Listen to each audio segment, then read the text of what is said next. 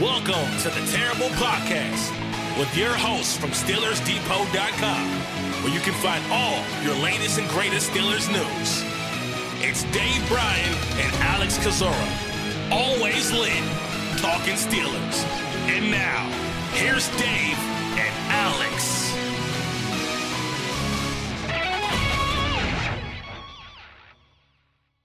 Welcome to the Terrible Podcast, Season 13, Episode 73. He's Dave Bryan. I'm Alex Kozora, SteelersDepot.com. Thanks for being back with us here this Wednesday, Steelers Nation. And Dave, it already feels like the offseason, and I know that because fans are already trying to decipher what Deontay Johnson's tweets are, which is just really peak offseason content here.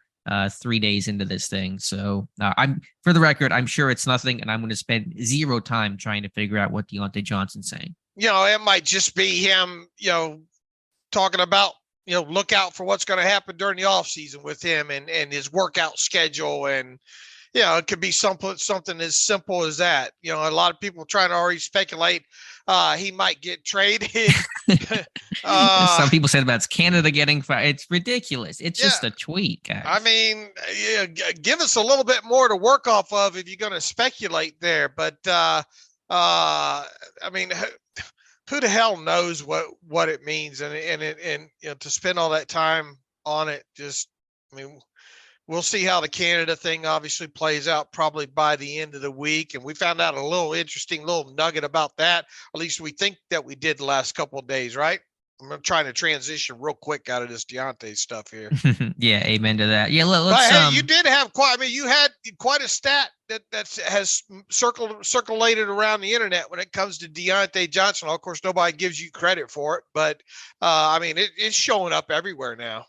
Yeah, the record that no receiver, no player wants to hold most receptions in a season without a touchdown, 86. That breaks a 40-year-old record held by James Wilder back in 1984. And so Johnson looking for that touchdown next year. As Ben talked about, as we talked about Monday, Pittsburgh was doing their best to try to get him in the end zone against Cleveland and had a couple of really good looks, two of them down near the goal line on slants, and both those passes got batted, which just kind of felt like the way his season has gone.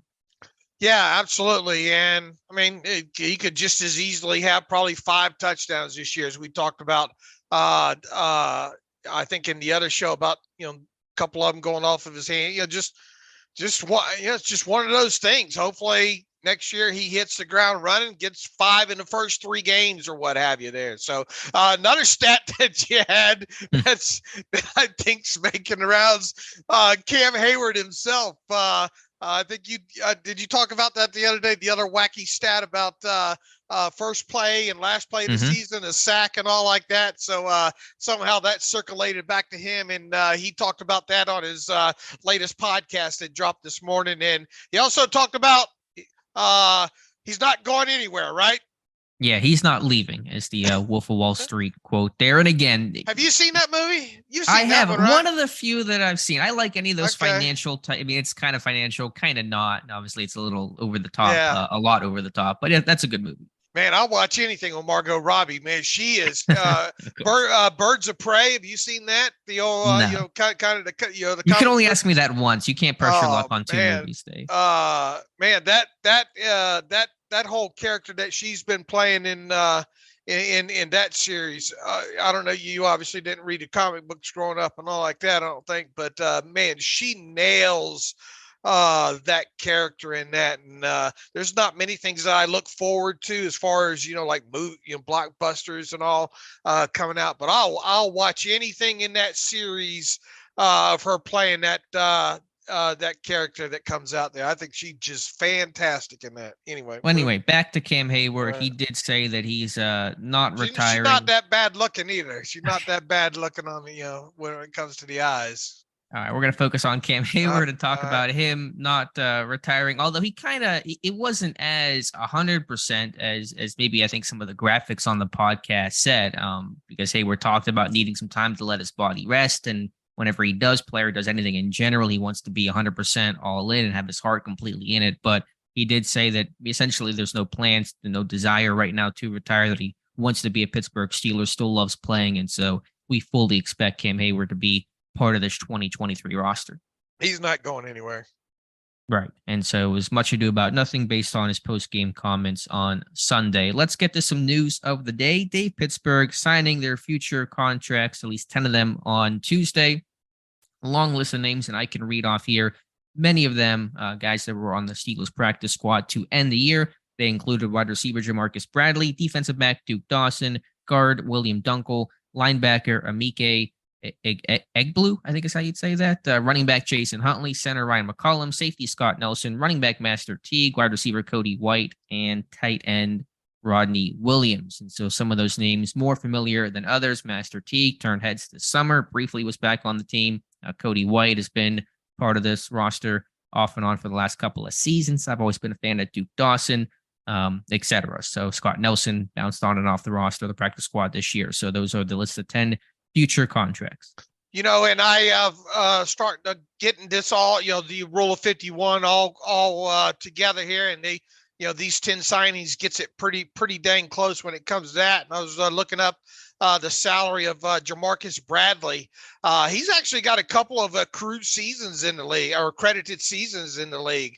And I think of the list of guys that they signed to futures contract, I think he is the most expensive of the. No, I'm sorry, Make Egblue, I think is also another one that's got a couple. He's got a couple of accredited seasons too. I didn't realize that. I might even been the one that wrote that up. I don't remember there, but he's $1 million salary when it comes to this thing. 1.010 million when it comes to him, and let's see, who is another one? Jamarcus Bradley, 940,000. Duke Dawson, 940,000. I think he's got a credited season or so in there as well too. Ryan McCollum at 870,000. I think most of the other ones are minimum salary rookie type guys. So interesting. I meant to take today to kind of look back a little bit at Jamarcus Bradley and see if there's anything there. Do you know much about him? No, not off the top. Maybe He's I been usually on the practice squad all year, right? I think. Or most of it.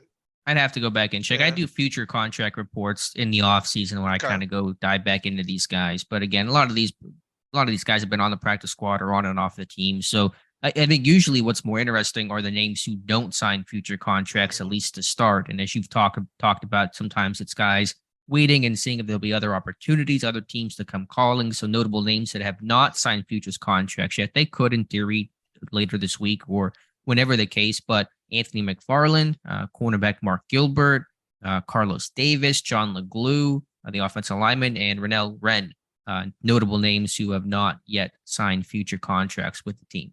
Yeah, and as you kind of recap there, and we saw this last year, right, with a handful of them. Mm-hmm. And then I think one or two of them maybe circled back, like Anthony Miller or something like that, or was it even Carl Joseph? I don't remember. But a lot of these guys are probably getting advice from their agents, guys that have actually played some snaps in the NFL to why don't you just hold right off and, instead of signing a futures contract there, see if there's anything out there, and then circle back to see if any of these teams, are still willing to sign you there. So it's just probably part of the process. And, you might still see one or two of these guys still re-sign back. So, but the initial list, as you mentioned, are guys that, just have either, been on most of them, I think, have been on a practice squad at one point or the other. Right. So we'll see if any other names come in or any outsiders over the next couple of days and week or so. But those are the 10 signed yesterday. You'd mentioned something top of the show here about Matt Canada. His status currently still the Steelers offensive coordinator, although as we talked about on Monday, if this team does make a move, I would expect it to be more of a tomorrow, Friday news dump kind of decision if he's gone.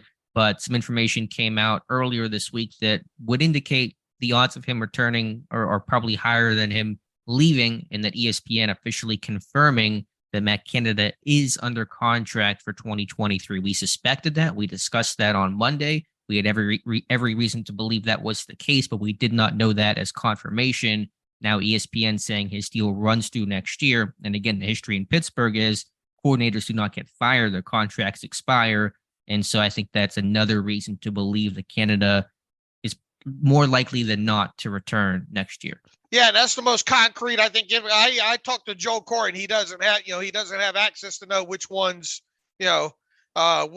coaches' contracts and amounts and length. He obviously has access to everything else when it comes to contracts, but not that kind of stuff. So I think that's kind of the first, quote unquote report that we have seen on that sort of thing. And as you've highlighted, they don't have a history of firing those guys. And this is not to say that they can't do that. But the release won't be decided not to renew his contract or has decided to retire. I think it'll just be, a one-sentence statement that we've decided to, part ways with Matt Canada, something along those lines. So Friday's getting close, Alex.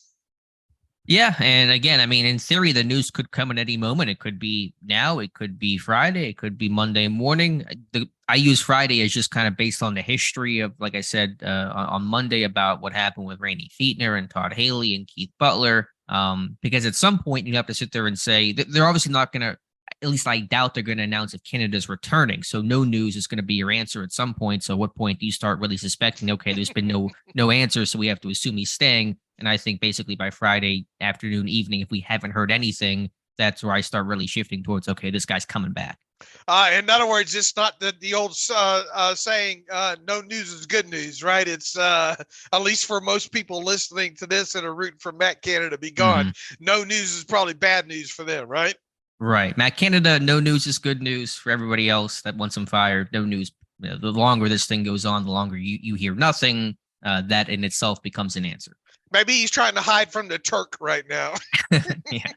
Yeah. Canada, we need your playbook. Mike Tomlin wants to see you. Tomlin wants to see you upstairs. We'll see what Friday brings. Like I said, I think if it happens, it'll still be a couple of days. Pittsburgh generally slower moving in these types of decisions, as Mike Tomlin talked about Monday. But I think the fact that we now know he's under contract for next year, signifies that, again, these coordinators signed 3-year deals, and that's pretty important to the odds of him returning. Boy, you look at explosive plays, pass plays at 20 yards or longer, and run plays of 10 yards or longer over the course of the last 2 years, 2001 and 2022. This is everybody get firm grip of your beverage right here, or any food that you might be holding while if you're driving or something. I don't want anybody to drop anything out of shock. The Steelers are near the bottom of the league when it comes to 20-yard explosive play passes and 10-yard explosive play runs. So that's obviously one area in today's NFL. Look, one thing they did do in the second half of the season that we talked about was they were able to possess the football and drive the football down the field. But in today's NFL, what's the likelihood of seeing that, on a very consistent basis? You need more explosive plays in there. Their longest touchdown of the year was 30-something yards. That might have been the one to Pickens, was it not, at the end there? Yeah, their 2 longest touchdowns was Pickens in the finale and Minkah Fitzpatrick's pick 6 in week 1. The longest before that, or besides that, was Pickens' 24 yards. Right. Yeah, I think your longest pass play of the year was, I think, against Baltimore, maybe down the left side to Pickens for 50-something yards. And your second longest, I think, play from scrimmage in 2022 was to Connor Heyward on the blown coverage against the Buccaneers. Freiermuth had one for 50 against Atlanta. Oh, that's right. That's right. That's right. Yeah. That one, and then the Heyward one. Right. Was next. Right. So, definitely got to get better there. There's no doubt about that. I think even, I want to say Pat Freiermuth made a comment about that as well, needing more explosive plays. And speaking of which, he, and it was already, I believe, confirmed or been reported on prior to Freiermuth talking about it, but he went into more detail, speaking yesterday on 93.7 The Fan, saying that his knee that was injured, very scarily looking so in the finale against the Cleveland Browns, is all good. It's a grade 2 MCL sprain. Month of rehab, no surgery, he'll be good to go. So certainly really what feels like a best case scenario for an injury that looked like it could have been extremely serious. Yeah, like I said the other day, that didn't look good at all, man. And I think even Dr. Mel stated that she thought that, might be a ligament thing. You start thinking about back to several years ago when Heath Miller had that injury at the end of the year. So sounds like he sounded like he was in great spirit. Of all the interviews that Aditi Kinkle-Ball has done throughout the season, that might have been that was the best one, I think. For starters, you don't hear all that background noise in the restaurant that they're at and all. But I thought overall, he was one of the better. He was one of the best interviews that she had in that segment of hers there. So I just wish she didn't talk so much about herself during them, but and ask more relative questions. But there were good questions, and obviously he wouldn't bite on anything related to Matt Canada or anything along those lines. But the key takeaway was that I think he's going to be fine after a couple, several weeks of rehab here. Right. Should be good for the spring and certainly good to go for training camp. And so obviously an ACL tear, something like that would have jeopardized his week 1 status, but not the case there. So very happy about that with Pat Freiermuth. All right, Dave, you are going through some of your offseason content that you do every single year, preview of what to expect. There's upcoming offseason decisions this team has to make by posting your exclusive right free agent post that went up the other day. There's 2 exclusive rights players, and then you have your restricted free agent to be players that'll come up later today on Wednesday. So let's go over those names and just talk about the status of those guys, the seasons of those guys, and who may return, who may not return. Yeah, you look at the 2 exclusive rights free agents, and to recap real quick, any player with fewer than 3 accrued seasons and an expired contract, that defines an exclusive rights free agent. If his original team offers him a 1-year contract at the league minimum based on his credited seasons, the player cannot negotiate with other teams. So these are guys that if you offer them a 1-year deal for the minimum for the credited seasons, they have to take it if they want to play. Those 2 guys are long snapper Christian Kuntz and outside linebacker Jameer Jones. Kuntz is obviously, this was his second season as the team's long snapper after taking over or after beating out Cameron Kennedy last in 2021 during the offseason and training camp. And Jameer Jones is somebody that the Steelers had how's Mike Tomlin like to say, we have done business with him before, and they had done business with him before. They actually brought him back as part of that weird Derek Tuska, that big, Jannard, was it Avery, all that roundabout there at the start of the season ended up with Jameer Jones on the 53-man roster. And he ended up playing all 17 games. Now he logged just 86 defensive snaps in 2022. You wouldn't know it, but 251 more on special teams. And that was the 5th most such snaps on the Steelers special teams wise. He ended 2022 with 7 total defensive tackles and 1 pass defense. He also, I think, had 3 total special teams tackles in 2022. Long story short, it's with both these guys, and you've watched more of the special teams tape through all 22 tape and the mechanisms and the snaps and all like that throughout the season. I'll talk a little bit about Jameer Jones.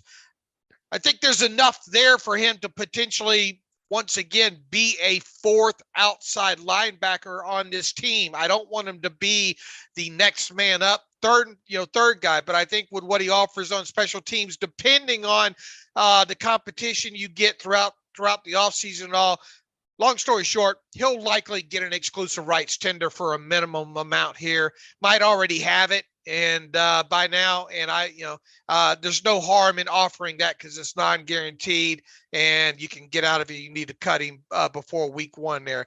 Christian Kuntz, I expect him to be exclusive rights tendered as well. What'd you see from Kuntz during the season? Yeah, I thought it was kind of a disappointing year for him, to be honest. And I don't track that necessarily religiously, but I thought there were some high snaps this year. I thought Presley Harvard did a great job as a holder for Chris Boswell, bailed Christian Kuntz out a couple times. So am I okay with him coming back for the offseason? Sure. But I think he needs some competition. I think that this performance was not where it needed to be. I know that there's a metric that and kudos to you for being able to ask and get the answer for. I'll write that up later today about Presley Harvin having the 9th fastest snap to punt time in the NFL. So it's probably a credit to Kuntz for that on having some quick snaps, but the accuracy felt off to me. So it's a long-winded answer that I'm sure no one cares about for a long snapper, but I care. We care. You should care. And so I think there should be some competition, but I expect both Jones and Christian Kuntz to be in Pittsburgh come next summer. I'm with you, and I as I didn't go as in detail with the all 22 reels on the special team side of things than you do. Just the TV tape alone, got the feeling that it could have been better out of him. And within that, I think you tender him at 940,000 without issue, but I make sure I have someone else in camp to see if they can unseat him, and especially a younger player at that. I don't think it's as we sit here right now. Now obviously until he gets competition, he's the odds-on favorite. But you get somebody else in there, especially maybe someone with some experience. I think this might be an under the radar training camp battle here. Yeah, I think it's one worth talking about, one worth noting. So those are the 2 exclusive rights players. Don't get too many of those anymore. The NFL changed something a couple of years ago that kind of makes those guys pretty rare. Is that because the rookie contracts are 4 years or something like that? I think you see more, because most of the guys, get 4-year contracts, the draft picks, obviously, and the undrafted guys get 3 years. And right, so they become restricted. Right. That's what it is, the undrafted guys. Right.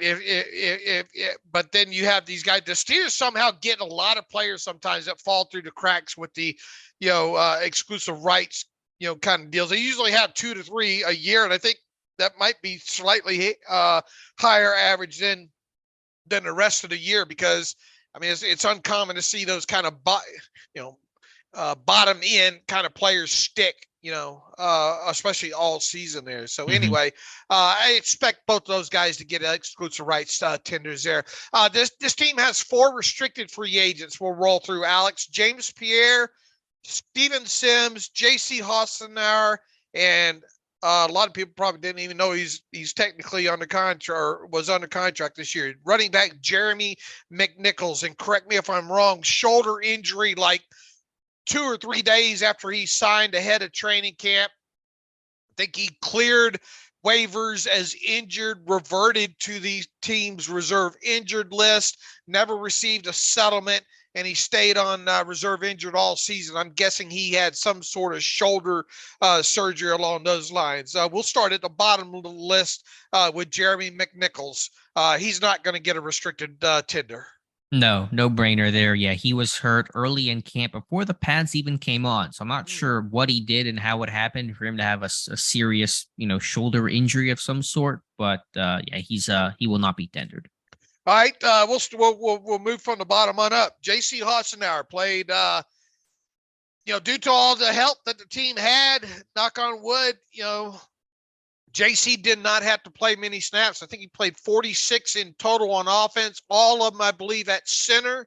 And he had another 71 special teams snaps. I think he was one that played the guard on the field goal and extra point team. So 71 special team snaps there.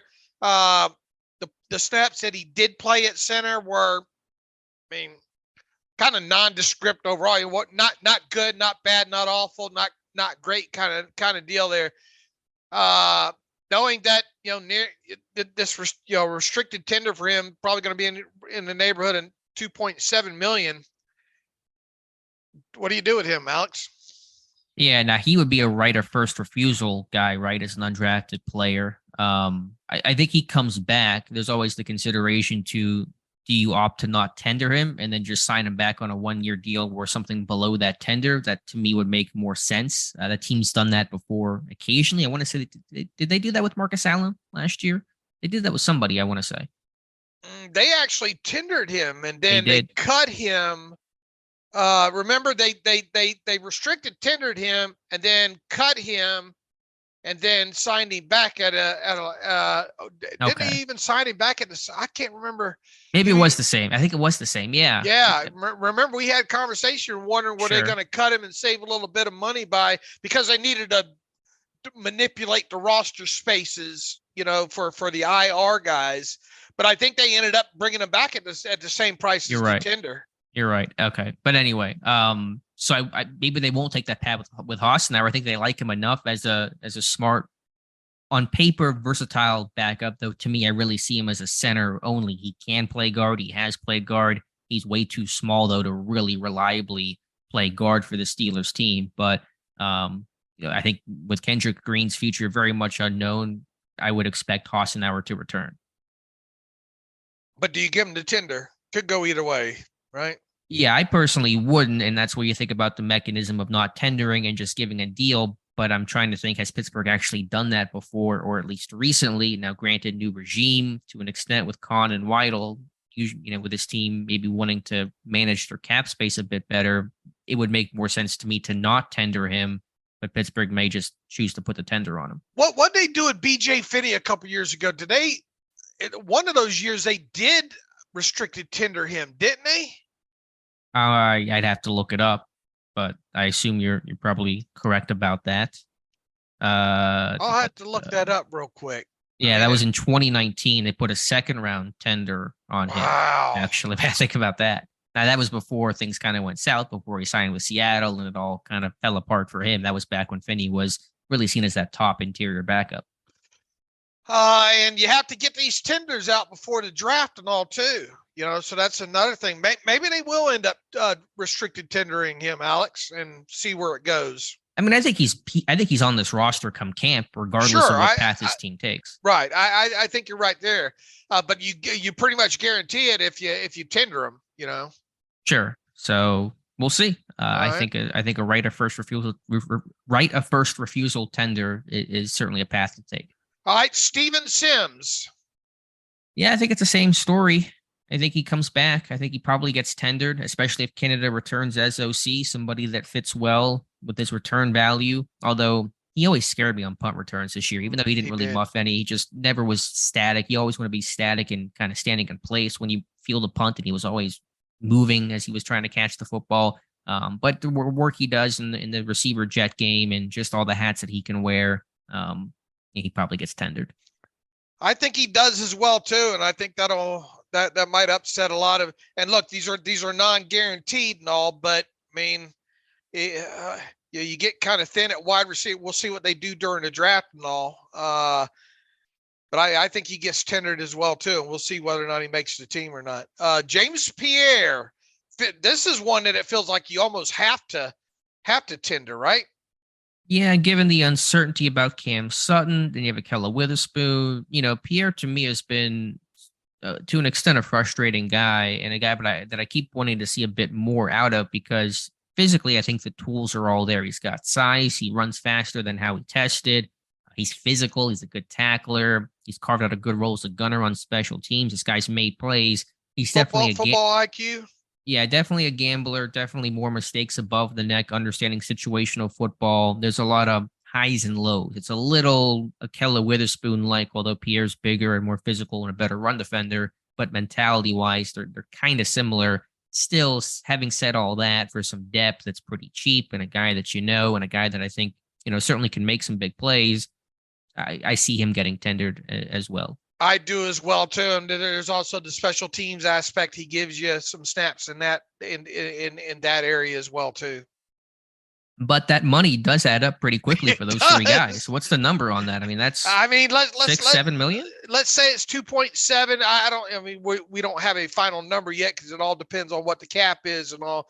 But let's say it's 2.7 per. Let's call it 2.8 per player.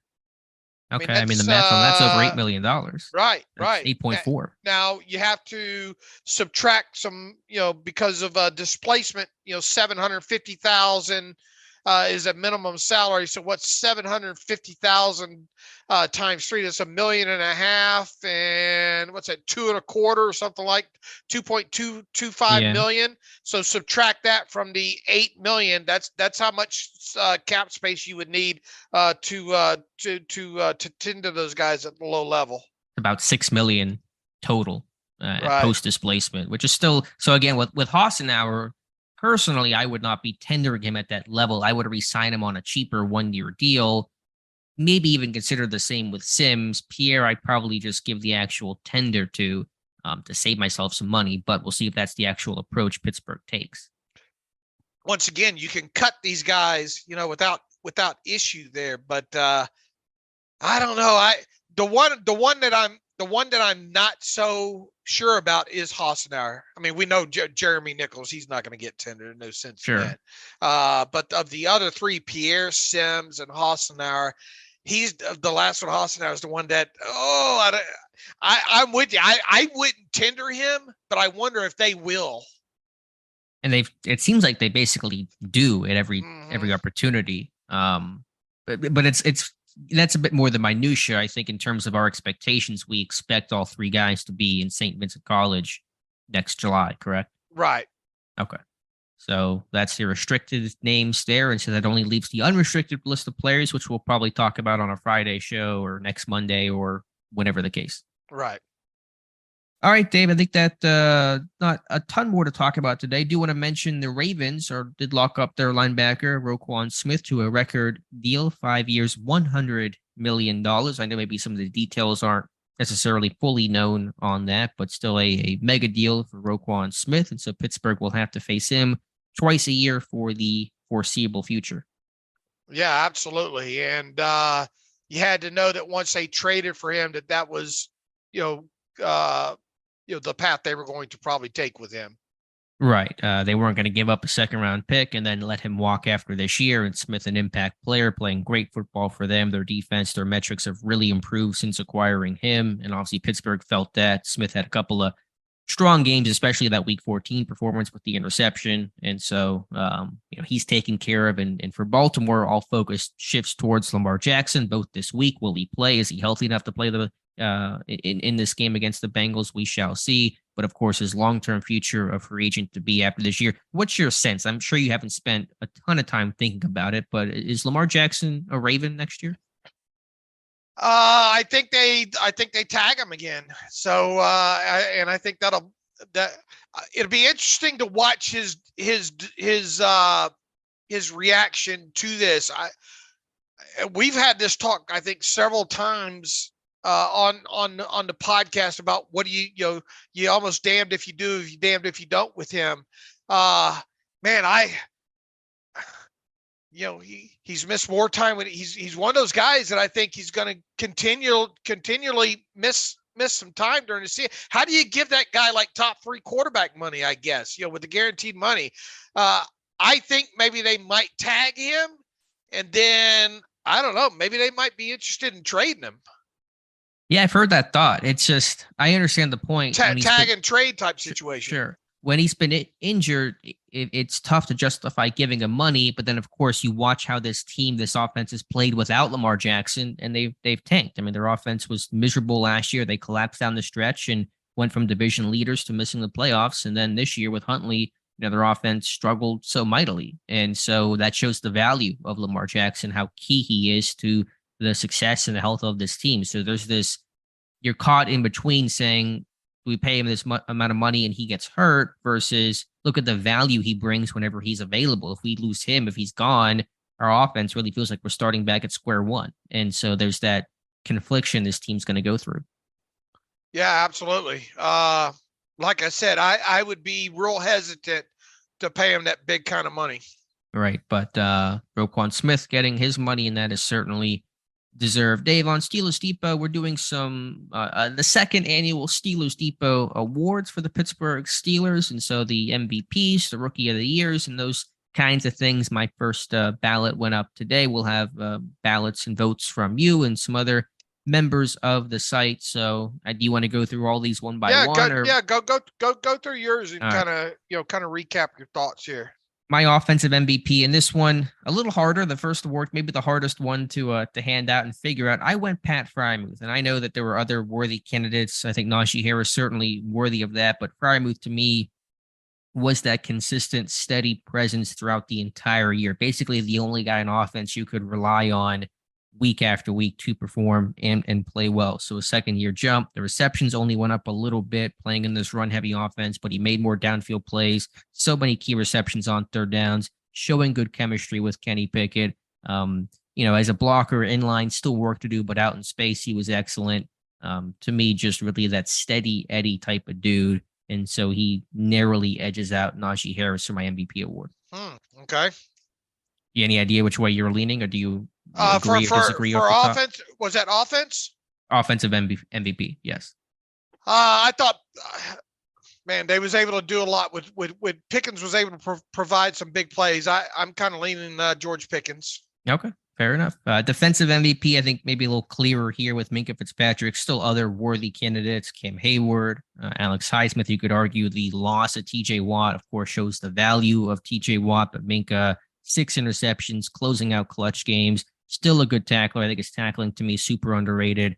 Versatility, just the impact he made, game to game. I went Minkah. Yeah, I don't think you can go wrong there. I mean, look, Alex Highsmith, though, he had a heck of a season there, but Minkah with the turnovers, I think that trumps it. Yeah, with you there. Rookie of the year went Jaylen Warren. That's probably a bit of a surprise. I like to put a surprise on here. Some people mad at me they think I hate Kenny Pickett because I didn't put Kenny Pickett for Rookie of the Year. Obviously, what Pickett did down the stretch and against the Raiders and especially against Baltimore makes him worthy and deserving of this award. But I want Warren, trying to not compare quarterback to running back because, of course, the value of the quarterback always trumps the value of a running back. But who was just the best player start to finish? And Warren just did it all. Undrafted guy, beating the odds, beating expectations, runner, receiver, blocker, special teams, just what there was no down games, no really down moments, mostly for Jaylen Warren. A lot of fun to watch and to see him, really be a healthy presence for this offense to improve its run game, to keep Najee Harris fresh. So many things he did to benefit this offense as an undrafted rookie. I know this will be an unpopular opinion, but I wanted to show some love to Jaylen Warren. Yeah, look, he really filled a lot of holes as the season progressed there. He was able to spell Najee, as you said, the best blocking running back this team has right now. And yeah, Najee's good when he's healthy, but I think Warren really showed a lot, willing to do really anything that he's asked to do, was able to catch the football out of the backfield, all of that there. So I don't blame you for going that direction. Yeah, but I know that, Pickett and Pickens will probably dominate the votes there from the Steelers Depot crew. Biggest surprise, I went Cam Sutton, and I expected Cam Sutton to be a fine player this year. I didn't expect him to play this well, especially down the stretch, really becoming one of the better quarterbacks in football. The metrics support that this year, and he's in line for a big payday. So that, his versatility, allowing Minkah to rotate and move more, could have gone in a couple different directions here, but I went Cam Sutton. As big a surprise? Yeah. You know what?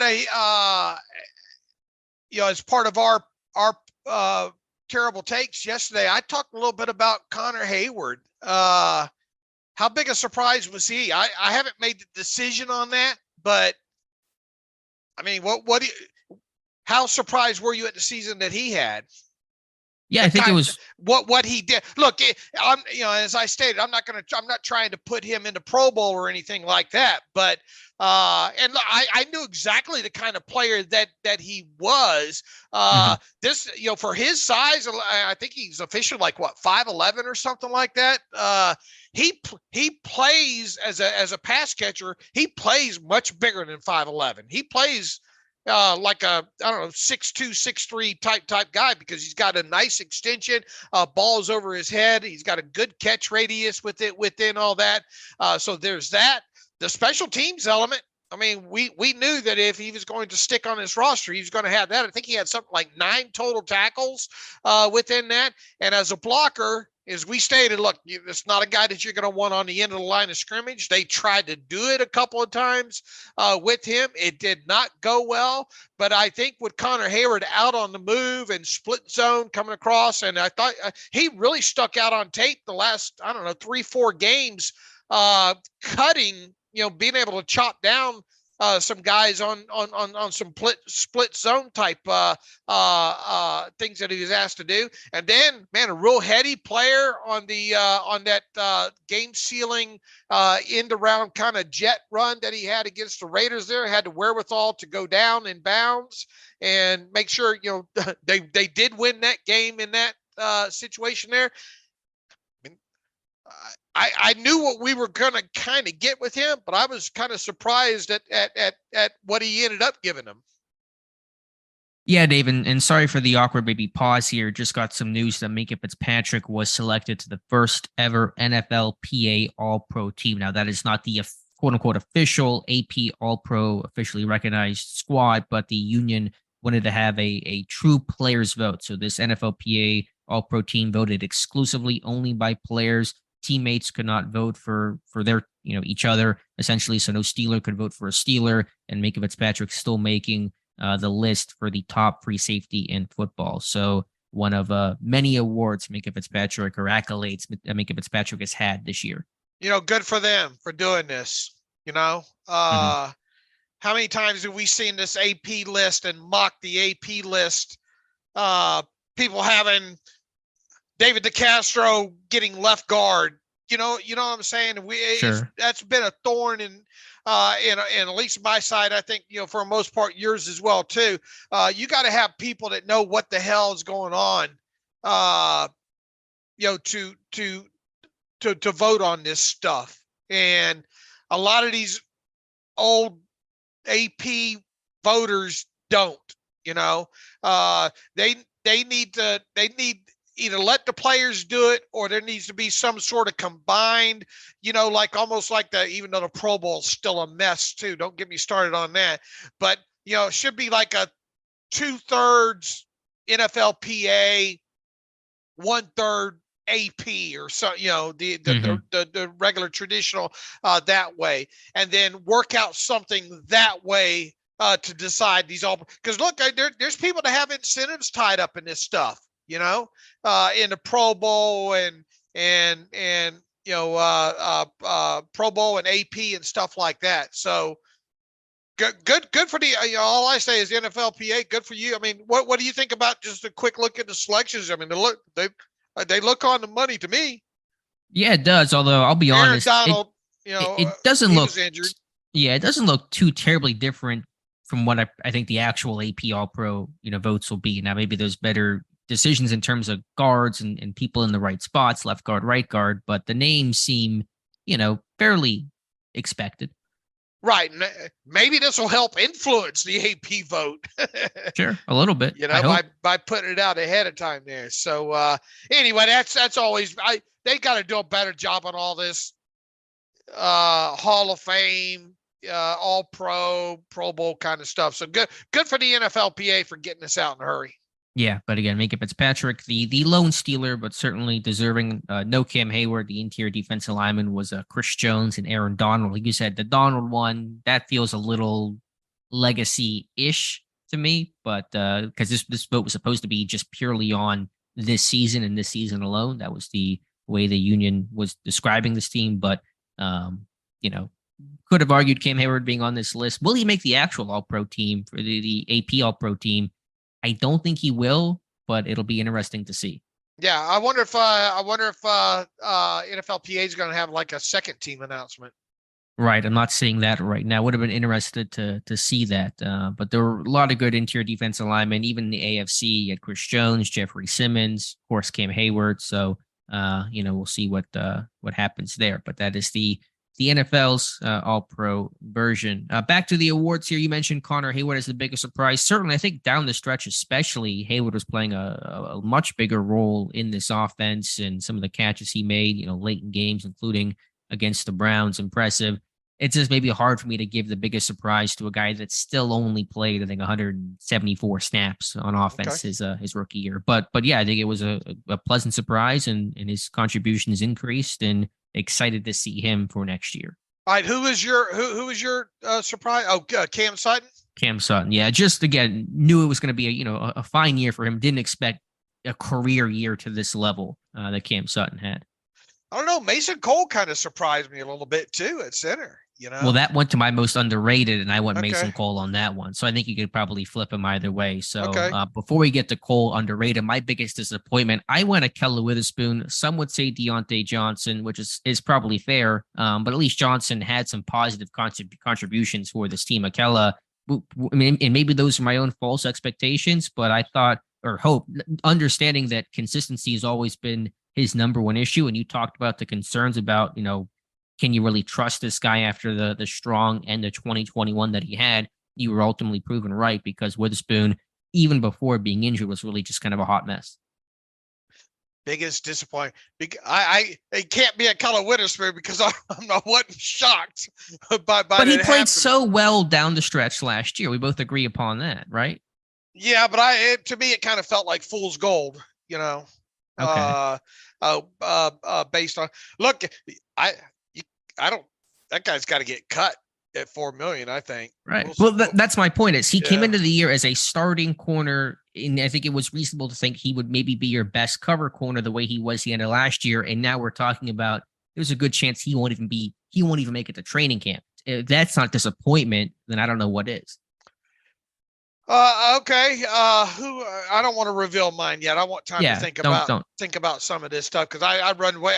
I'm doing stuff for Senior Bowl and Shrine Games, so I haven't even put pen to paper. I haven't even put handicap keyboard keys to. It sounds like a woodpecker up there when I get going, but anyway, I'll have that out. Yeah. So again, you could go Deontay, but I want Akella for my biggest disappointment. Most underrated, I want Mason Cole, and maybe that's a little bit of you go from Kendrick Green, who struggled so much in the middle, was miscast to be this team starting center, to a more stable, consistent veteran option in Cole. There's just maybe that feeling a better play than what it was, but I still think Cole was really solid. He played hurt. He was an anchor in the middle, smart guy, communicated well, just kind of that guy you could always count on to play solid football for you. And you said we'll have everybody's releasing these on the staff, right? Yeah, what we'll do is we'll have a couple of actual full ballots from you and Josh Carney, some of the most core guys of the Depot staff, and then I'll take votes from the whole team. That way we don't have 30 articles on it, but we'll have an actual vote tally that gets released after all the written ballots. All right, good deal. And that usually does pretty good, I think. So yeah, I think people are interested in that. Play of the year, I went to George Pickens' catch against the Browns. I don't see how you can't argue with that one.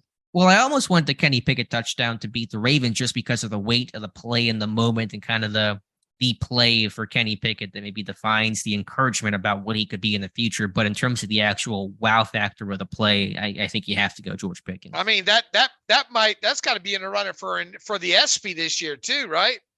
Right. Who had that? There was another catch by somebody later this year. That was Jefferson, wasn't it? That fourth down play, right? In overtime or late or whatever. Yeah, that may end up winning it. That was good, but I don't know that Pickett sketch was. Oh yeah, was great. That's the first thing that comes into my mind when I think about that. Right, and same here. That's why I ultimately went with that. Coach of the year. This one could go a couple different ways. Typically, I love the trenches, but I went Terrell Austin, and there's this weird feeling. Even I've seen it now after the season that some people want to fire Terrell Austin. Dave, I'm not there at all. I think Austin did a really good job. I think handling all the adversity of losing TJ Watt. And the reason why I went with him, and it's not solely his game plan. Obviously, Mike Tomlin's influence on this defense is well known, but all the work this defense did with all the different personnel groupings. And I mean, they had to do something new every week, it felt like, to try to engineer victory. And so just the amount of work they had to put in, even if it wasn't always pretty the first half of the year, had its rough moments. I just saw them. I could see the wheels turning every single week that I turned on the tape, and I got to give all those guys credit: Brian Flores, Mike Tomlin, but I'll go with Terrell Austin. I'll go from just off the cuff here, Pat Meyer. I mean, I think he Okay. did a hell of a job with that offensive line. I think so too, and that would have been my second choice for sure. And usually, I love the big guys up front. I think Meyer did a great job to get this group to grow. The last thing on Austin is he's always had that ball hawk mentality, the turnover circuits he would run in training camp. They still run in training camp, and he's been here for 4 years, Dave. In 3 of those 4 years, Pittsburgh has been first or second in the league in interceptions. They were first place twice, including this year. That's not 100% on Austin. You've got to have good players, and you have a great player in Minkah Fitzpatrick that helps boost those numbers. But to me, it's no coincidence that since Austin got here, this team has really become a takeaway machine in the secondary. Let me tell you that defense came on strong during the second half. Now, was it, partly because of who they played or what, but regardless, they were able to get that just the net yards per passing attempt number down to actually under 6. And, they got it to a level where they were, had the offense been good enough, you could say that was a team that could have competed, in the playoffs. Now, it was definitely a team on the rise on the defensive side of football, really both sides of football overall. It's just you needed more out of the offense. But I think the way this defense ended the season, it would have been interesting to see how many explosive plays they would have gave up to a team like the Buffalo Bills with the version, with the way they were playing ball at the end of the season versus that game back in, what was it, week 5 against the Bills, something like that. I mean, where they just got hit by home runs, a bunch of home runs, and didn't Norwood have to play a lot of snaps in that game, and forget what some of the other situations were. But I'm not saying they could have. I would have expected a little bit closer game than the blowout against the Bills. But the defense, without a doubt, was seemed to be hitting more, almost on all cylinders as this thing came to an end. Where did this team finish at both offense and defense in that adjusted net yards per passing attempt stat? What were the final numbers and what were the final rankings on that? I'm just curious. Obviously, the defense, I'm sure, far better than the offense, but I just want to know where the defense came in right under 6 at 5.9, and I've always talked about, man, if you want a good shot to win to make a run at a Super Bowl, you better have a number. I think 6.2 is the official number, but realistically, that number better be under 6, and they got under 6 at 5.9. Where did that rank league-wide? Do you have that information? I don't have it sorted here, Alex, but I'll tell you the 49ers at 5.2, the Chiefs at 5.8, the Saints at 5.4, the Bills at 5.1, the Bengals at 5.8. Let's see, the Cowboys there were a lot of teams with better numbers there. Patriots at 5.2, Buccaneers at 5.8. That's how bad they were early in the season, getting smashed. Right. Sure. With the lack of sacks and the lack of, they were giving up some big plays. All that stuff was hard for them to kind of to offset. The Packers 5.9, the Broncos 5. So they were still down there when it came to overall defensive numbers there. Probably bottom half of the league when you look at 5.9. But realistically, and we'll see who ends up winning it this year, it was the Eagles 4.4. Wow. Number. Yeah, so Pittsburgh was probably 16th at best, something like that. Probably. And it had to be like I said, I don't have it up where I can sort it right now, but it's probably in the bottom half of the league when it comes to that number, because I just rattled off all those teams. Texans 5.6. Wow. But obviously, it's a tale of two halves with the Steelers. Sure. The second half number was far better. It was so bad in the first half there, sure. Especially teams that, they got blistered in those games. That number took a huge hit against the Eagles and the and the Bills and I think the Bengals got them a little bit, in the passing game in there. Those numbers stacked up on them, and but I think if you look at that, I don't have it in front of me. Maybe you can remind me to talk about it. The second half of the season, what was their adjusted net yards per passing attempt number? Yeah, that was probably among the best in football, if I had to guess, whatever that number would have been. What about the offense? Yeah. I mean, it's not going to be pretty. Yeah, not great, Bob. 5.0. At least they got it to 5.0 overall. In a rough, if you had to eyeball a rank, I mean, there probably weren't many teams that were worse. Chicago, the Texans, Denver. The Texans were worse. Colts. The Rams, believe it or not, were worse. Okay. The Cardinals, the Colts, and the Bears. All was worse. Denver worse? Denver was 5.2, just slightly better. Pittsburgh was worse than Denver. That hurts. Right. That hurts my soul a little bit. Right. So they were probably 20, whatever the number is, 27th in that category, roughly. Yeah, it's down there, and you're not going to be able to compete. If you're going to compete for a Super Bowl, you better go into the offseason with a defensive number like the Eagles at 4.4. Frankly, though, and again, we understand the improvement, both offense, defense, but the fact that you had roughly a bottom 5 offensive rank and a, at best, average defensive rank and still went 9-8 and still almost made the playoffs is pretty incredible. Yeah, I think that goes back to talking about Mike Tomlin and all and the job that he did, because this team, I feel, based on what transpired, especially early in the season, no TJ Watt, I think this team overachieved by a game or two, to be quite honest with you. And, then it goes back to where do you place the blame at for them to even be in a situation where they had to overachieve, I think because you get into that second half of the season, Alex, it's hard to keep things from splintering, I would imagine. Because with all, what'd you write at the midway point? It's over or something like that for this team, right? Yeah, that was even after the Jets game. And I mean, obviously to an extent I was wrong. They didn't make the playoffs. And that was kind of my whole point, was they're not going to make the playoffs. And had they beaten the Jets, then you would have written that article. What's that? You would have a hell of an apology coming, wouldn't you? I was getting a little scared there. I'm not going to lie. By week 18, I was like, oh, am I going to have to if I'm going to be old takes exposed on this one or not? But that was my concern. But yeah, had they beaten the Jets, A, I wouldn't have written the article, and B, they'd probably make the playoffs if they beat the Jets. But that's all spilt milk. I mean, have you thought, I think he even had a terrible take about, tired of the non-losing season narrative, but, you almost got to hand it to him for hitting it this year, right? Yeah, my point was, I still kind of cringe at the stat. The players seem to that was one of their big motivating factors. And so if that helps them get up for a victory to win down the stretch, to not be part of that losing season club, then I guess it has some value, some good. I mean, where do you, once again, I had said right from the start, I think they give the guy a statue if they get into the playoffs, and they almost did in all that. But we'll have plenty of time to reverse engineer this overall. But I think it really was something to finally get this team to 9-8. Sure.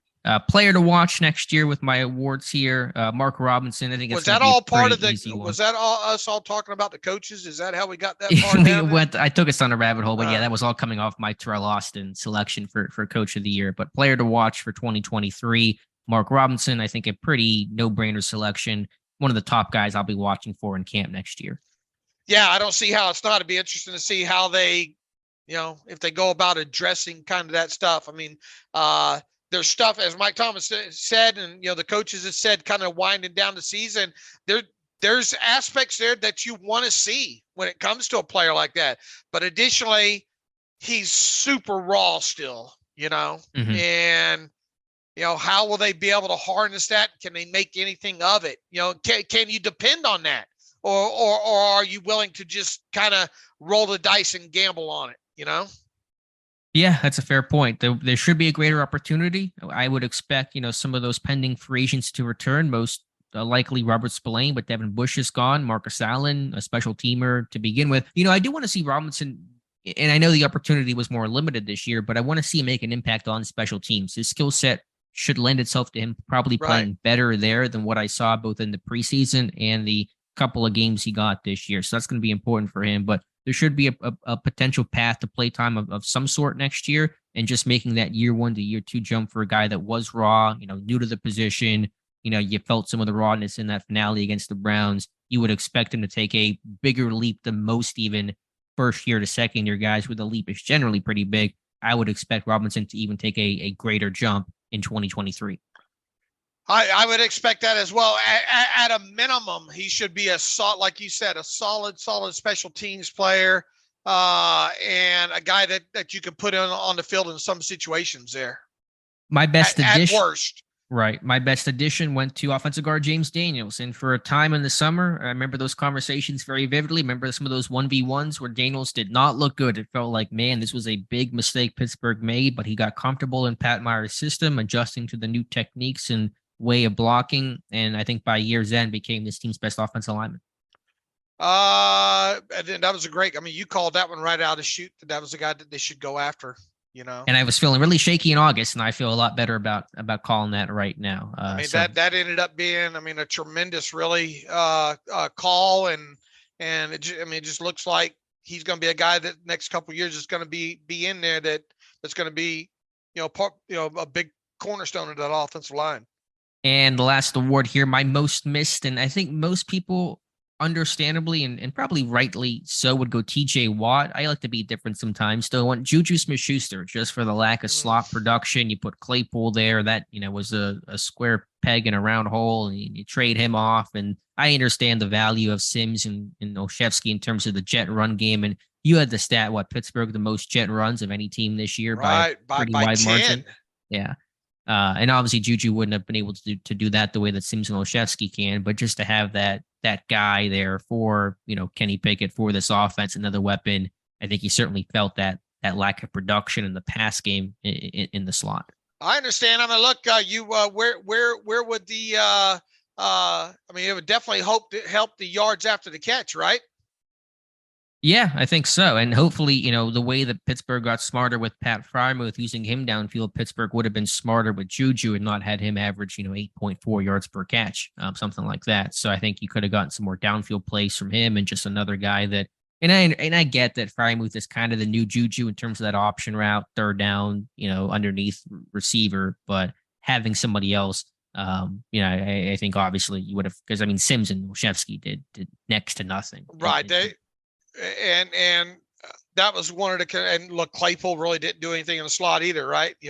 More harm than good most of the time. In the limited action that he got inside there as well too, as they're bringing Pickens along and all, and that's something that they've got to get a lot more production. Juju would have given you those hard yards, and he a physical guy that could have helped in the blocking aspect of it as well too, instead of having Gunner doing some of that stuff. And look, God, bless his heart.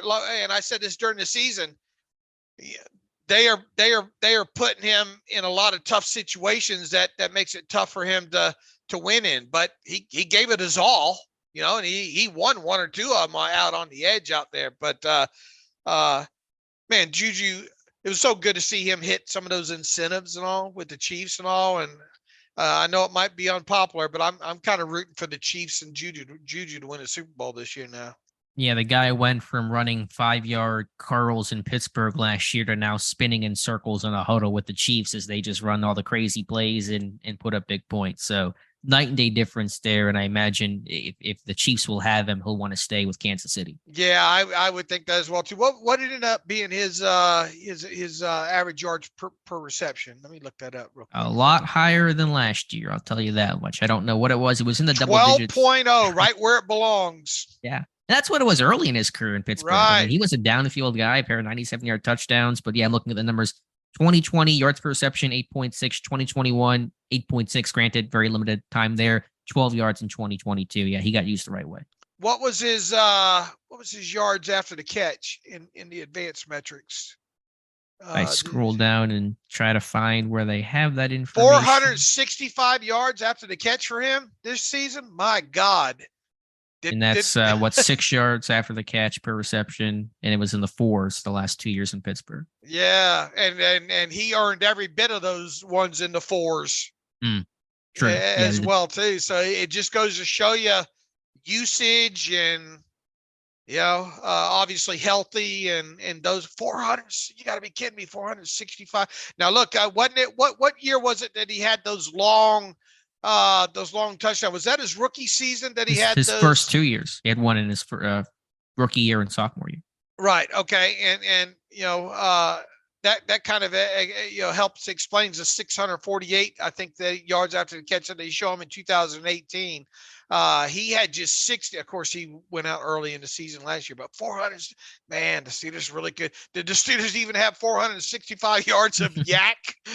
Honestly, did they? I mean, you kind of joke about that. Check the math. I'm sure they did. I'm guessing they did, just collectively. But I don't. I'm going to pull these up one by one.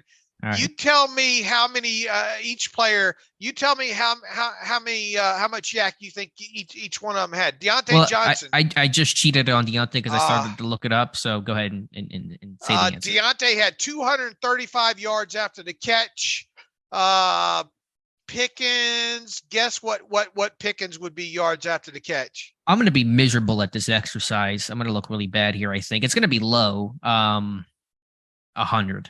104. Good guess. Oh, very good guess there. So where are we at there? Write that down. That's 235. It's going to be more than what Juju had. 235, 104, 339. Who else? Sims? Is this just receivers or wide receivers, or what are we looking at here? I mean, I guess we'll look at. I mean, I know Freiermuth has some decent yak. Yeah, because if you're looking at just wide receivers, then maybe Juju had more because those are the two receivers. Unless, I mean, what did Claypool Freiermuth had 291. So let's just look at receivers. Claypool, what did he have? The good thing about this podcast is it just really becomes a conversation between. And it's why we sometimes run a little long. So if you don't like the long episodes, we'll. This is our last thing to really talk about. 105 for Claypool when he was with the Steelers. Okay, and then just give me Sims and I guess Gunner on his couple of receptions, which Sims might have a little bit of yak just because of some of the space stuff they did with him, some of the screens and RPO game. Might have been, I don't know, 50 yards. Sims yards after the catch, 86. Okay, higher than I thought. And then Gunner was probably very small in terms of yak, like 20. Gunnar Olszewski, 13. All right, there you go. So that's a total of 543. And Juju had something like, what do you have for? What did we say the number was on Juju? Let me look it back 65. Up. Yeah, 465. So Juju almost out-yacked the Steelers wide receivers. It's not like Juju's some sort of like crazy burner. I mean, Tyreek Hill's yak was 482. I just want to look up. Did any one receiver have more yak than Pittsburgh? Probably somebody did. Jalen Waddle, 504. I just want to know, did anyone top the Steelers number? Any one player? Justin Jefferson, 624. Yeah, Justin Jefferson had more yards of yak than the entire Pittsburgh Steelers wide receivers. And what do we talk about a lot during the season, Alex? You know, this team really lacked a lot of yak. Say that 5 times fast. In there. So if they're going to address, I mean, we obviously see what's going to happen with Austin, coming back in the second season from injury. They're probably going to have to address the wide receiver position at some point during the draft, you would think, right? Or free agency. I would love that veteran slot, Jericho Cotchery type. Right. But one thing for certain, they've got to get more yak on this team. And that's something we talked about all season long and probably last year as well, too. All right. So that's my ballot for the awards. I know some people are already mad about it on Steelers Depot, but that's okay. We'll have, I think Matthew and Josh and you and Jonathan Heitritter will have official full ballots. Then I'll tally the entire Depot staff and we'll get final results there. All right, Dave.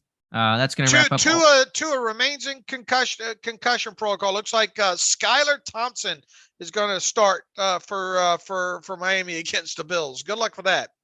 And this is still the team that eliminated the Steelers, technically. Just still mad about that. All right, Dave, let's get to some reader emails and close out today's show. You surprised me. I wasn't ready. I surprised you with the emails. That is something new we're doing. Yeah. That is a new thing. I wasn't ready. By the way, Louis, go ahead. I was going to say just Damar Hamlin officially released from the hospital. So that is obviously excellent news. Louis Shearer writes in, thanks again for the coverage this season. Looking forward to all the draft profiles plus salary cap talk to come. Have a question about a few guys that'll be free agents this offseason. I was wondering what you think will happen. Do they try to keep the following players for next year? He's got the long list here. Louis, we're going to have a long discussion about that as I get into the offensive defensive restricted free agents. We have a lot of time to talk about that. So I don't want to get into a conversation right now about this, Louis, because we're going to be having a long conversation in this next week about the restricted free agents and what we think about each one of them there. Yeah, we'll save that for next show. Bryce, after watching yesterday's game from a player standpoint, believe they need to emphasize the planet theory at inside linebacker, defensive line, and of course, offensive line. Obviously got to find a number one corner, but this team has to upgrade the front seven to go against teams in the AFC North and combat the quarterback mobility. Which one of those three positions I mentioned above would be number one on your list? If we're talking inside linebacker, defensive line, and offensive line, I've already said this several times. I would go defensive line. I would go kick-ass guy to kind of pair with Cam Heyward up front there. Yeah, we've kind of shifted, and things still depend on what happens in free agency and who resigns and who doesn't. But in terms of, we get asked all the time, including in Monday's live stream, what is the greatest area of need for this team right now? It could go a couple different ways, and it's hard to answer those things in a vacuum. But if you made me answer, I would say defensive line. Deshaun wants to know, wonder if you guys possibly have a number on what Larry O is worth. He says, I'm probably in the minority of hoping the Steelers re-sign him. I just don't know if they can afford to extend Highsmith, Sutton, Edmonds, and Larry O. Also, with the Steelers sitting at 17 with a ton of needs, but not a position glaringly sticking out in the first. Would you take calls for the 17th and trade? It's way too early to talk about trading, Deshaun. Larry O, what's the number that comes in your head with what he's worth to the Steelers per season, Alex, after making $8 million in 2022? At first thought, it's probably about $8 million again. Now, I just looked at the stats, and it is worth pointing out the guy only had 1.5 sacks officially this year. I think he had more pressures, so the production is not solely based in that stat, but 1.5 sacks, that is going to hurt potential market value. So $7-8 million per year. I'm right there with you. That's right in my head. It's 7 to 8 million, something along those lines. There with the inflation of the cap and all, right. Yada yada like that. I'm not convinced the Steelers re-sign him. We'll talk about it though. Dave Rickards writes in, David Knox says the offense used more 2 tight end and 2 running back sets since the Claypool trade. He says, I don't watch film, but to my own trade eye, it looks like personnel groups were more diverse when Claypool left. They really were. They did use a lot. They did have an uptick in 2 tight end, some tiny bit of pony in there. I think Derek Watt had an uptick in snaps as well too. He says maybe I'm just reading too much into the timing of the move. Move/buy improvement of the running game. All hell, Pat Meyer. He says. Thoughts on that, Alex?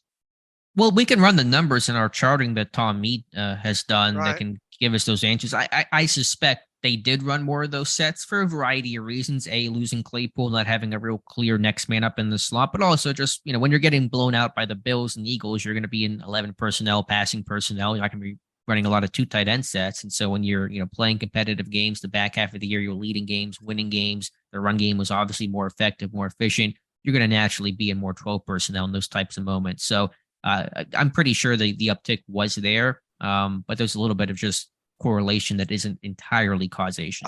He asked a question that I've got to now here we go. Now, is this a cap related thing? No, it's no, it's going to be about off these tendencies and off. I can get it to load here. You're going to look up the answer right now. Right, is that what you're doing? Okay. Right. Yeah. I'm trying to at least. I assume the uptick is there, but some of that, a lot of personnel, both offense, defense, is circumstantial. It's based on the context of the game, the script, and if you're winning, if you're down, what the score is going to dictate a lot of personnel type numbers on a broad level. Some of these damn graphics ain't loading for some reason here, no. So I'm not gonna be able to get. Wait a minute, here they come. I think. The tension you've created here in terms of what's loading. Okay, it is. What week would you want that to be from? When was Claypool traded? Right around the bye, right? Week 9, right? Yeah, so just do first half, pre-bye, post-bye. Do weeks 1 through 8 versus weeks 10 through 18. All right, I'll tell you, they did 12 personnel 27% of the time from week 9 on. Okay, and the first half of the year, weeks 1 through 8. Weeks 1 through 8, 15%. Okay, so yeah, certainly seeing the uptick expected there. Would have to dive into the numbers some more to try to give some better context, but off the top, that's a good answer there. All right. Kill me not being able to provide Dave the answer he wanted there. Craig Sampson writes in, great coverage all season. Wanted to hear your thoughts. This is a long one. I'm going to take the second part of this one here. Why all the hype around Mark Robinson? He's a 7th round pick who's never played a position. He's going to be a 3rd string backup or special teams player. Again, he says he does not understand them being okay with mediocrity. I don't know if he wants that guy.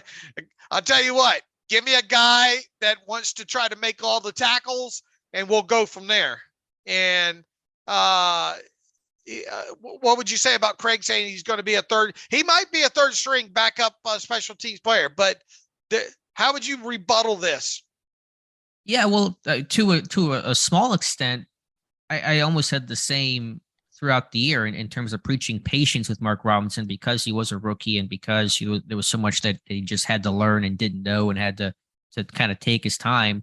But when you watch him, you see all the foundational traits. Mike Tomlin said it well, he has traits you can't coach. And what Pittsburgh's been yearning for is that physical, downhill, aggressive hitting type off-ball linebacker, and Robinson can be that. Now, is he going to be the next Fred Warner or Ryan Shazier or this amazing all-around linebacker? Probably not, but it's exciting to see a guy that is, to the reader's point, that is still so young, so raw, so new to this position, make plays, and you see those traits and those flashes. And so while there's certainly work to be done, it's not about where he's at now, it's about where he's going to be. And we talked about earlier about the year 2 jump that all rookies make, but I think a guy like Robinson will especially make, given the combination of his newness to the position, but also getting some playing time to get his feet wet, make some mistakes, and get better.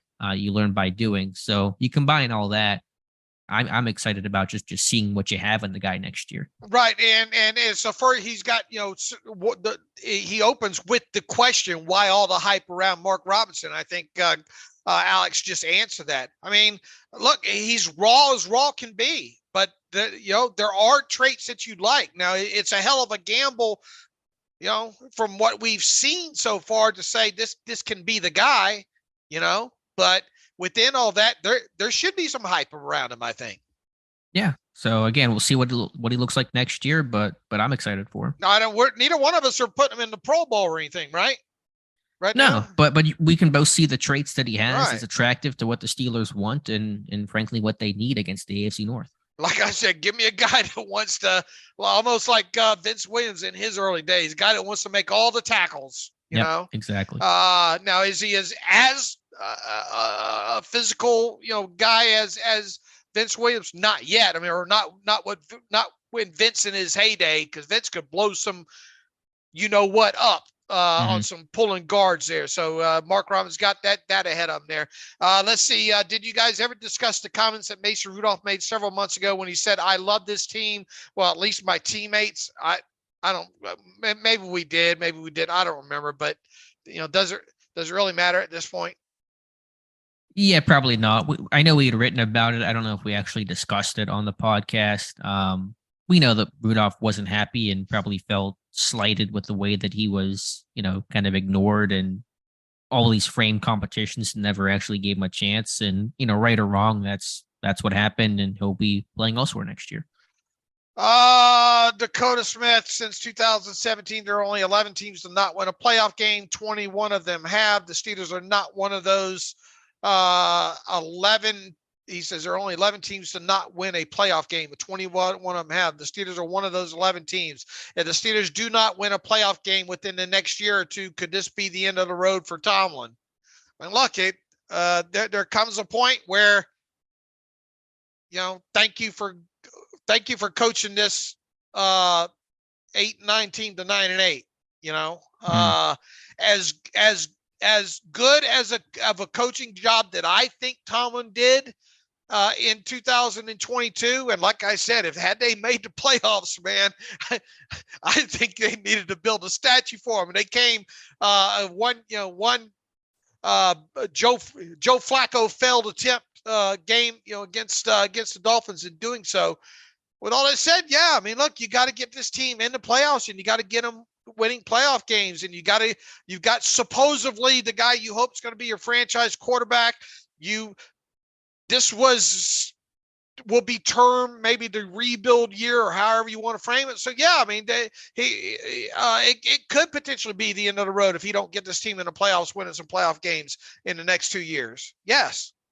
It's always hard for me to answer those things because it's so circumstantial based on what happens during the course of a season than just some of the broad big picture stuff. But absolutely, I mean, this team has to get back to the playoffs. I understood this year would be that transitional year. And so my expectations were pretty low overall, just kind of from what expectations were. I'm not as disappointed as seasons past by how the year ended. Of course, you always want to make the playoffs, and it always sucks when you don't. But I understood this year probably was going to be a bumpy road, and it was.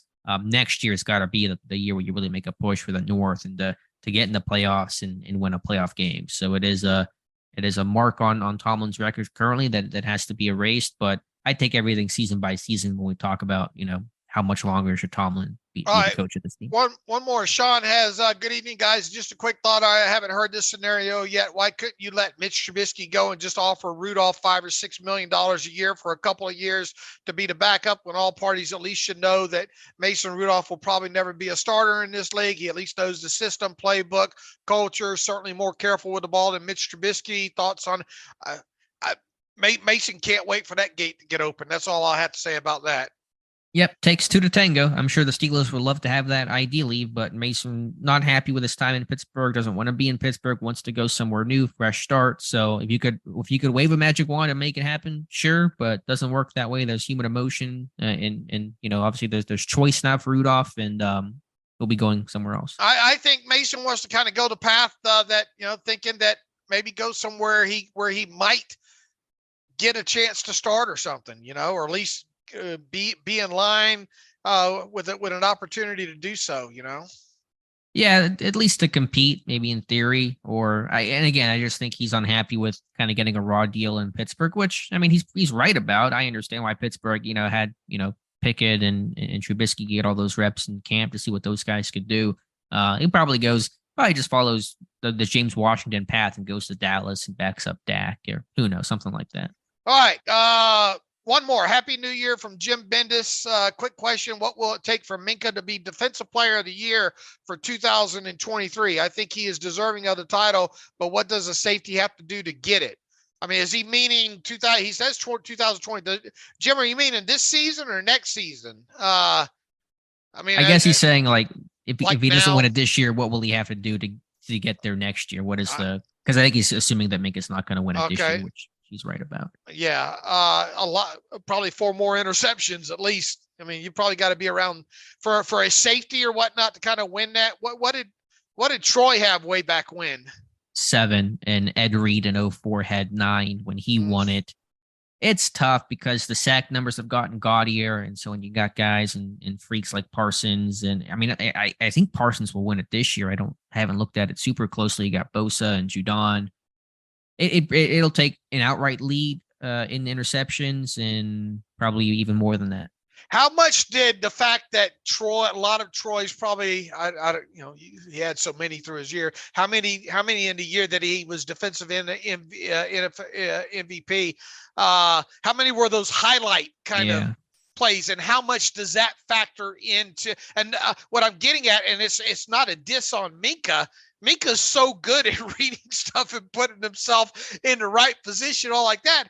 I mean, his interceptions aren't highlight reel. I mean, oh my God, did you see that kind of things? And how much does that hurt a player, but help a player like Troy where, oh my God, I can't believe he intercepted that. You know what I'm saying? It's a really good point. The voters are vote with their eyes and plays they remember over the course of a long season. So it's a really good point. If you had to give me a couple prongs of how he wins it, leads an outright lead in interceptions. The Steelers are a good team where they're one of the top teams in the AFC that gives yourself extra recognition, and a year where maybe the sack leader only has 15 or 13, and it's kind of a down year for any one individual pass rusher. You combine those three things, that's probably the path to do it. Right. I mean, you understand my take about the is there an oh my God factor in the in that, Right, because Minka, of his 6 picks, didn't really have an oh my God interception. The block extra point was kind of one of those type wow plays, although it kind of gets forgotten because it's week 1 and that feels like forever ago. But that's a great point that you made. And it's not me dissing Minka,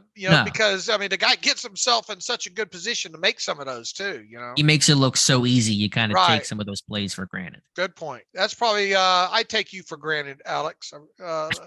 So am I defensive player of the year next year? You